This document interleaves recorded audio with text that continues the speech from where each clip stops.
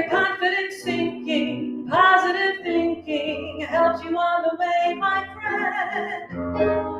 When things look black, try positive thinking. Treat every season as spring, no glancing back. Try positive thinking, trust what tomorrow may bring. This crazy world that we live in will keep on spinning round. But with good, strong, positive thinking, we'll get together and life won't let us down.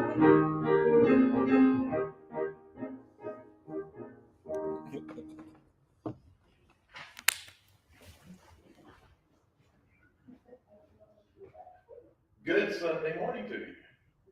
I hope everyone is here and feeling good with some positive thinking. We're going to be talking about happiness today, so you might hear a little bounce in the music to reflect that at the very least. We are glad that you're here today at Presbyterian Church of the Covenant in Greensburg, North Carolina. We welcome those who are watching online as well. We always invite you to please go to our website, athinkingchurch.org. And if you appreciate our broadcast, there's a place you can make a donation by clicking the donate button. That helps us broadcast, but also at some point it may actually help us upgrade our equipment so that you get an even better picture. So we encourage you to do that. For those that are here, as always, I'm going to remind you that checking out the other mics, making sure that it's pointing at me. That our offering basket is on the back table. We will not be passing that. We just ask you to remember that as you're either coming in or going. We certainly appreciate that and your support very, very much. I will call your attention, hopefully when you walked in, you got a song sheet for later, but also this description sheet of our arrangement up here from Jim North. A wonderful description of what's going on, and a great quotation from Science of the Mind magazine. So if you don't have one, I encourage you to make sure you grab one before you leave today so you'll kind of understand what he's doing here. It's really well done and well thought out. With that said, I'm going to start us off with two readings today. One will be a scripture reading and the other from another source. The scripture reading comes from Paul's letter to the why did that name just escape me? Colossians. I was trying to put a C in there somewhere. Colossians. Paul's letter to the Colossians, chapter 3, verses 12 through 15. It's even funnier that I can't remember because this actually has one of those, I always talk about the verses that I really love. This one happens to be one of the verses. It was just one of those little, I don't want to say senior moment yet, but maybe I was getting there. Maybe I was getting there. I don't want to say that out loud, though, so let's pretend like I didn't say that out loud. Here are these words. As God's chosen ones, holy and beloved, clothe yourself with compassion, kindness, humility, meekness, and patience. Bear with one another. And if anyone has a complaint against another, forgive each other, just as the Lord has forgiven you. So you also must forgive. And above all, clothe yourself with love, which binds everything together in perfect harmony. And let the peace of Christ rule in your hearts, to which indeed you were called in the one body, and be thankful. The next reading comes from an Oglala, Dakota medicine man by the name of Black Elk. This comes from his book, Black Elk Speaks. He says, the first peace, and that's P-E-A-C-E, the first peace, which is the most important, is that which comes with the souls of people when they realize their relationship, their oneness with the universe and all of its powers. And when they realize at the center of the universe dwells the Great Spirit, and that its center is really everywhere. It is within each of us.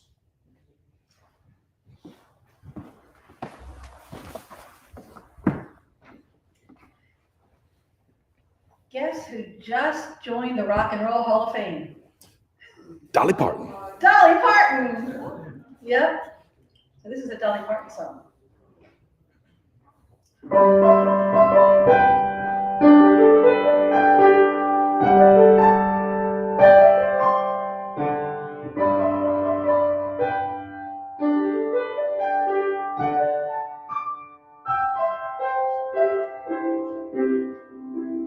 It's been a long, dark night, and I've been waiting for the morning. It's been a long, hard fight, but I see a brand new day dawning. I've been looking for the sunshine. You know, I ain't seen it so long. And everything's gonna work out just fine. Everything's gonna be alright. That's been all wrong. 'Cause I can see the light of a clear blue morning. I can see the light of a brand new day. I can see the light of a clear blue morning. And everything's gonna be alright. It's gonna be okay. It's been a long, long time since I've known the taste of freedom. Those clinging minds that had me bound, no, I don't need them. Oh, I've been like a captured eagle. You know, an eagle's born to fly. Now I have won my freedom.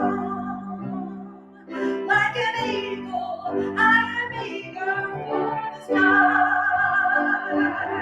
I can see the light of a clear blue morning. I can see the light of a brand new day. I can see the light of a clear blue morning. Oh, everything's gonna be alright. It's gonna be okay. I can see the light of a clear blue morning.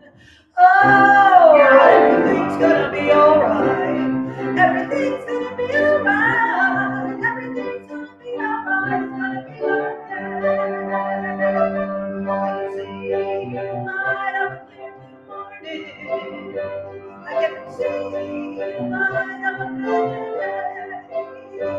I can see the light of a clear blue morning. Everything's gonna be alright. Everything's gonna be alright. Everything's gonna be alright. It's gonna be okay. I can see the light of a clear blue morning. I can see the light of a brand new day. I can see the light of a clear blue morning. Everything's gonna be alright.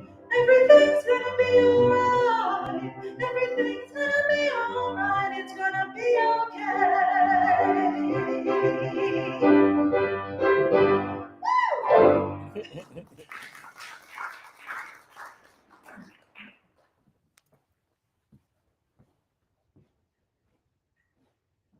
I told you the music was going to be bouncy. It's great. Thank you so much. I love it. The title of my message this morning is Happiness via Compassion and Connectedness. So several years ago, I ran across a story that for some reason stopped me in my tracks. As a matter of fact, it's a story that still to this day I think about from time to time. I'm pretty sure I've shared this with you before. Technically, it's a letter from one of the people who was involved in the story. And so I'd like to share that simple story with you again and talk about why it might have struck me so profoundly. And I know this is a message about happiness, but it should be telling that for the first time ever, I got some tissue up here. It always gets to me when I read this story. We'll see if I can get through it. The letter said, "Dear waitress at the Frankfort, Kentucky Steak and Shake who served us Saturday night. As a waitress in a 24-hour sit-down fast food restaurant, I'm sure you get a lot of odd requests, especially from harried parents dealing with children in the visually stimulating, the black and white checkered decor, cold, audibly loud environment. But I have to tell you, you handled our table with grace and calmness that belied the busy dining room. When we ordered a hot dog for our autistic 9-year-old son Scott and explained that the mustard must be made with that squiggly line on top of the hot dog, much like one would see in the picture of any hot dog in a children's storybook, you didn't even bat an eye. You had no idea if he'd received a hot dog without mustard, or not in a squiggly line in such a loud, cold, visually stimulating environment, it would have likely caused a meltdown for which there may have been no immediate recovery. You just nodded, smiled, said you understood, and brought us a perfect hot dog. You made sure that the milkshake had a cherry on top, and brought him a salad as a side to his kid's meal, even though that isn't the norm. You were a fantastic waitress, and we had a meal with no issues. And as a mother of a child diagnosed with, quote, autism spectrum disorder manifested by issues in reading and auditory comprehensions, issues in interpersonal relationships, and issues in sensory processing with an above average raw intelligence, end quote, I can assure you, many meals out aren't handled so smoothly. And many waitresses and many waiters truly don't have any desire to cater to the odd requests of one small family. We had to eat and run in a hurry. We had a meeting about an hour away and only had 45 minutes to get there. We left and we're halfway through our meeting when Scott realized he left his Joy toy on the table. Now, you have no way of knowing this, but the things that are special to Scott are obsessively special to him. And I don't use the term obsessively lightly. Joy is the emotion joy, at this point from the recent movie back then, Inside Out. We watch the previews about 43,000 times a day.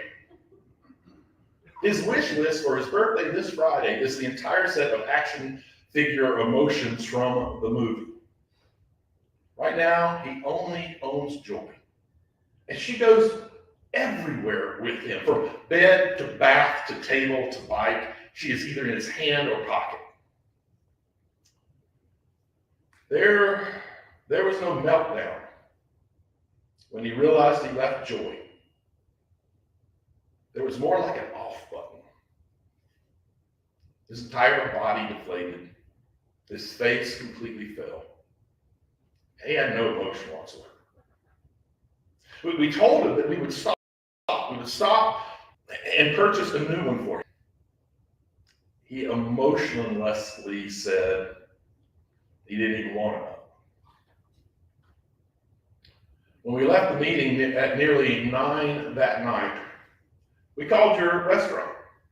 And the woman who answered the phone told us that they had found Joy and had kept her for us. The hour-long drive to your restaurant was probably the longest drive in Scott's life.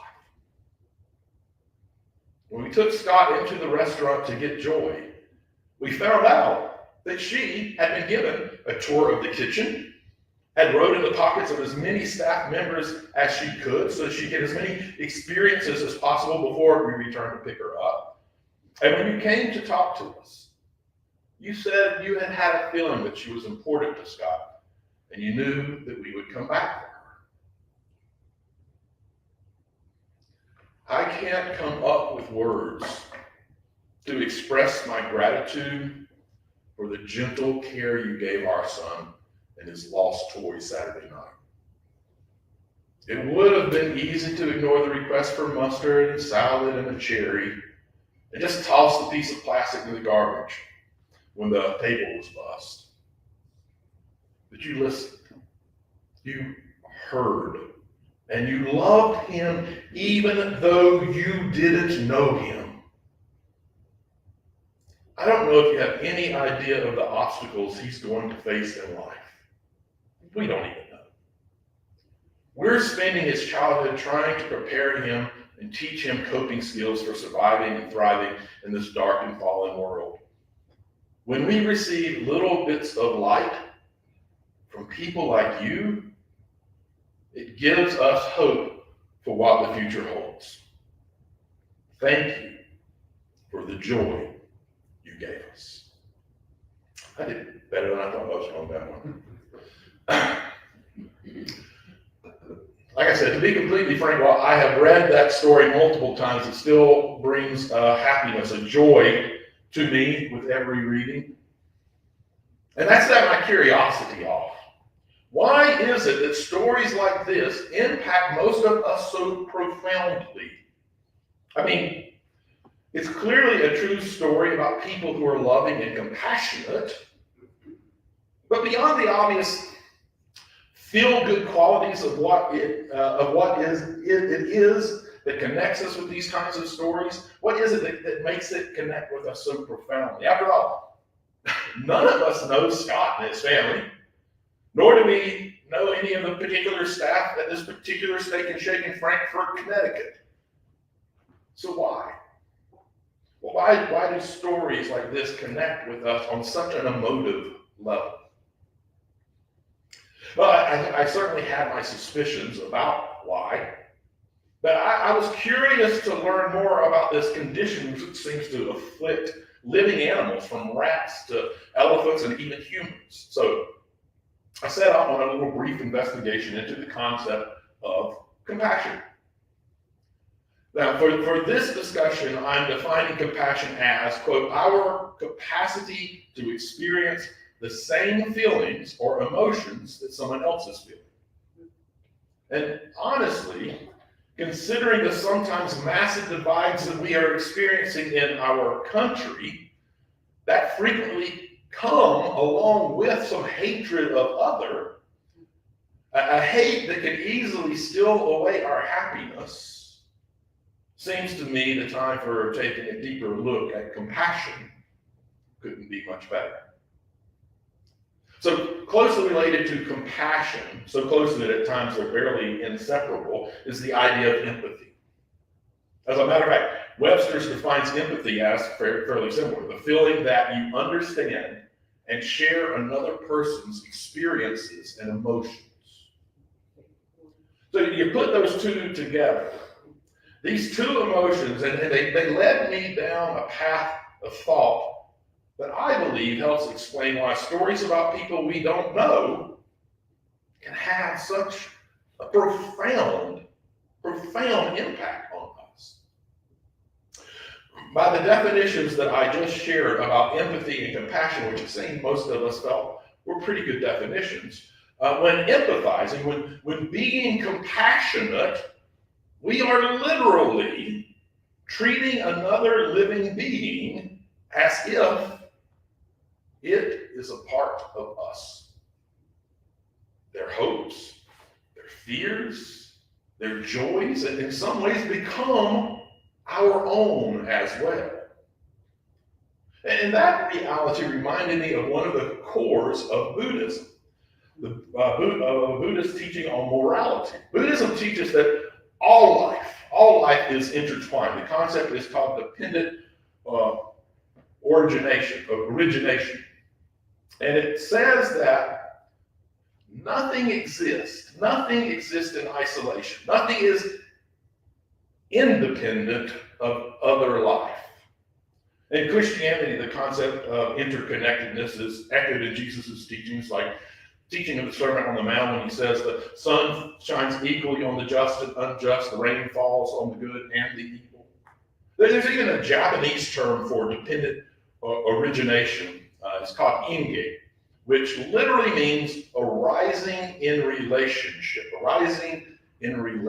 And essentially, it means that all beings and phenomena exist and occur only because of their relationship with other beings or phenomena. Everything in the world comes into existence in response to causes and conditions. Therefore, none of us can exist in absolute independence from other people and animals. Given those acknowledgments of our connectedness to each other from so many varying sources, like I just did, consider the implications that empathy and compassion have on us when we're trying to achieve happiness. If our feelings are interdependent on, connected to, and with the feelings of others, much like many great spiritual teachers would tell us, then part of making ourselves happy is making others happy too. One of the more interesting ways this impacts our personal happiness is in how it alters our relationships.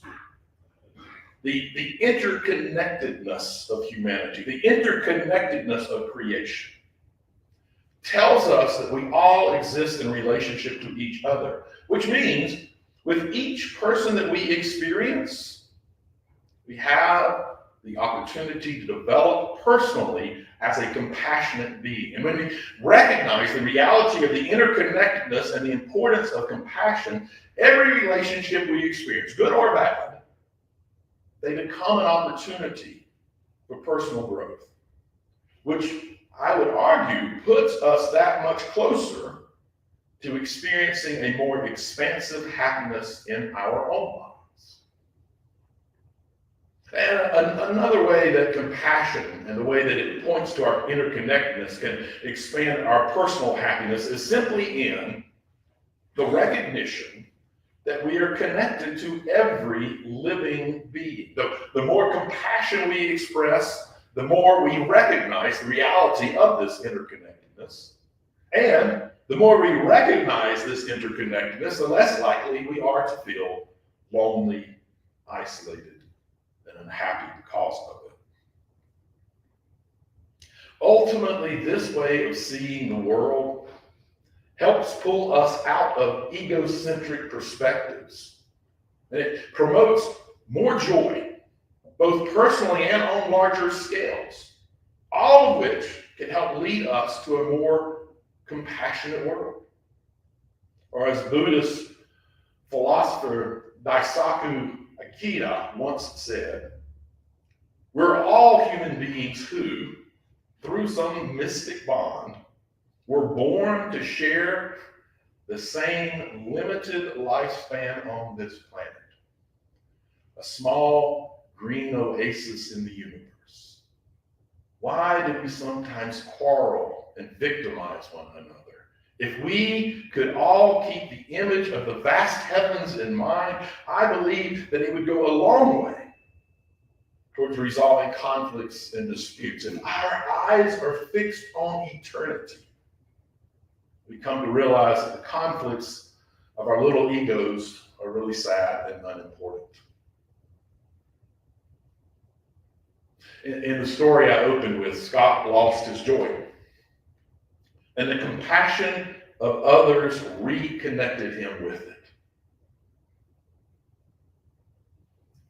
Every moment, every relationship Every time we feel a compassionate tug on our heartstrings, we have the opportunity to not only help connect others with their joy to their happiness, then we also have the opportunity to connect with our joy and our happiness as well. I, for one, can think of few better reasons to live a more compassionate and connected life.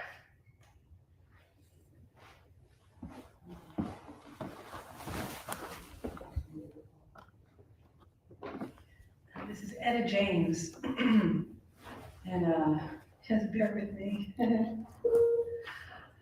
Oh, sometimes I get a good feeling.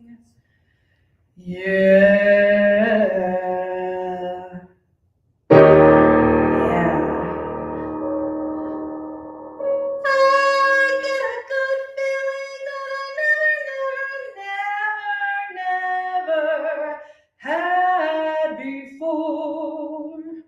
No, no, no. Yeah. I just want to tell you right now that I believe, I really do believe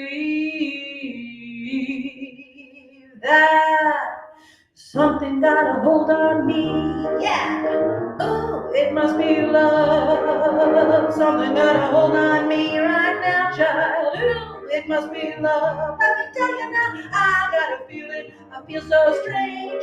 Everything about me seems to have changed. Step by step, a brand new walk. Even sounds sweeter when I talk. I said, oh, oh, oh. Oh, baby, it must be love. Let me tell you now, something got a hold on me right now. Oh, it must be love. Something got a hold on me right now, child. Ooh, it must be love. Let me tell you now, I never felt like this before. Something got a hold on me that won't let go. Believe me, I'd die if I only could. I feel so strange, but it sure is good. I said, oh, oh, oh, oh, hey, baby, it must be love. Let me tell you now, my heart feels happy. My feet feel light. I shake all over, but I feel alright. I never felt like this before. Something got a hold on me that won't let go. I never thought it could happen to me. Got me happy when I'm in misery. I never thought it could be this way. Love sure gonna put a hurt on me. I said, oh, oh, oh, oh, baby, it must be love. It walks like love. It talks like love. Makes me feel alright in the middle of the night. La la la la, la la la la, la la la.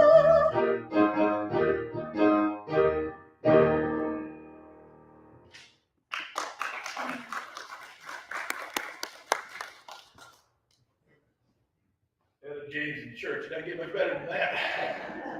Thank you. We enter into a moment of a more inward turn time in our service. So I do invite you to join me in a prayer and a meditation, to accept these words in the way that you most need them right now. Let's bow our heads together.